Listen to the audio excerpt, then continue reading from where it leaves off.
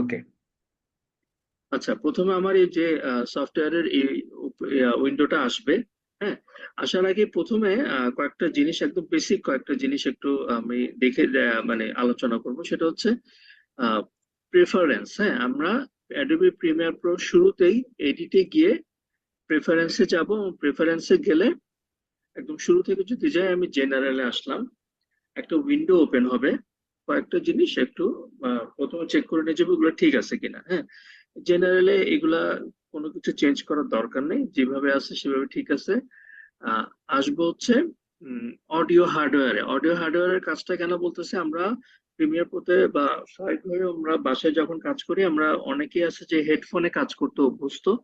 তো আপনারা খেয়াল করবেন, আপনি যখন আপনার ল্যাপটপকে হেডফোন মোডে নেবেন, অনেক সময় দেখা যাবে যে প্রিমিয়ার প্রোর যে সাউন্ডটা, সেটা আপনি পাচ্ছেন না। মানে প্রিমিয়ার প্রোতে এডিট করতেছেন, সেই সাউন্ডটা হেডফোনে পাচ্ছেন না। এটার কারণ হচ্ছে মূলত, কারণ প্রিমিয়ার প্রো অডিও হার্ডওয়্যারকে বলে দিতে হয় যে এখন সে হেডফোন ইউজ করবে। তো সেই ক্ষেত্রে অডিও হার্ডওয়্যারে গিয়ে এই যে ডিফল্ট আউটপুট, আমি যদি এখন স্পিকারে লাগানো আছে, আপনি যদি কোনো হেডফোন লাগান বা কোনো ব্লুটুথ লাগান, তখন এখানে অপশনটা দেখাবে যে ব্লুটুথ আর ওয়্যারলেস স্পিকার, তখন ওইটা সিলেক্ট করে নিতে হবে, নয়তো সাউন্ডটা পাবেন না। ওকে, এটা জানা দরকার। এরপর আসে হচ্ছে অটো সেভ। অটো সেভটা সবসময় ক্লিক করে রাখবেন, কারণ আমাদের এখানে পিসি ক্র্যাশ হইতে পারে, ইলেকট্রিসিটি চলে যেতে পারে। হ্যাঁ, তো সেই ক্ষেত্রে আপনি সবসময় আপনার প্রজেক্টে অটো সেভ দিয়ে রাখবেন। আপনি যাতে নিজে সেভ না করতে হয়, সেভ খুব ইজিলি করা যায়, কন্ট্রোল এস দিলে সেটা সেভ হয় বাই ডিফল্ট। এখানে আমি একটা অপশন আপনার মতো করে আপনি দিয়ে রাখবেন, আমি 10 মিনিট পর পর অটো সেভ করার অপশন দিয়ে রাখছি, সে 10 মিনিট পর পর অটো সেভ হবে। ওকে, এরপরে হচ্ছে আর বাকি জিনিসগুলা বাই ডিফল্ট খুব একটা চেঞ্জ করি নাই। ওকে, এই মিডিয়াটাতে ক্লিক করে এখানে দেখবেন যে এই জিনিস দুইটা অন করা আছে কিনা। এটা হচ্ছে বেসিক্যালি সে হার্ডওয়্যার, মানে একটু পারফরমেন্স ভালো করার জন্য সে হার্ডওয়্যারকে অ্যাক্সেলারেট করে। হ্যাঁ, তো সো এই দুইটা জিনিসে যাতে টিক মার্ক দেওয়া থাকে। ওকে, এরপরে মিডিয়া ক্যাশের বিষয়টা হচ্ছে কি, মিডিয়া ক্যাশে মানে ডু নট ডিলিট দেওয়া আছে।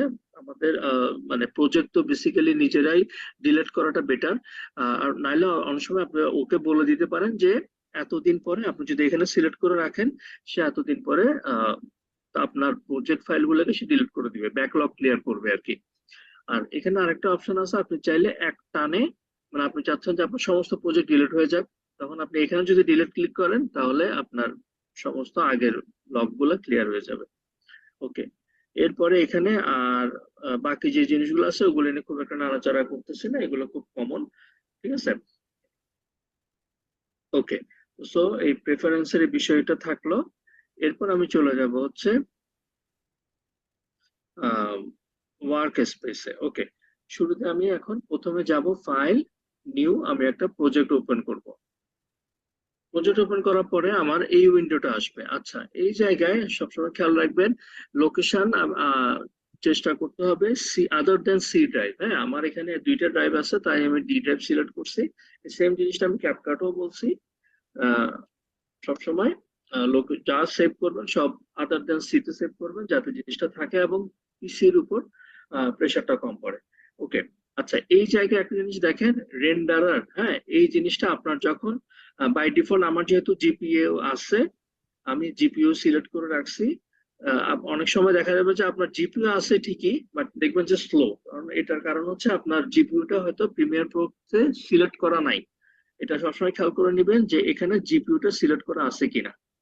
আর নর্মালি আপনি যদি এটা mercury playback engine software only দিলে, এর মানে হচ্ছে সে জিপিইউটা ইউজ না করে সে আরেকটা ফরম্যাটে কাজ করতেছে, সেক্ষেত্রে আপনি জিপিইউটা সিলেক্ট করে নেবেন। ওকে, বাকি এখানে সবকিছুই সেম।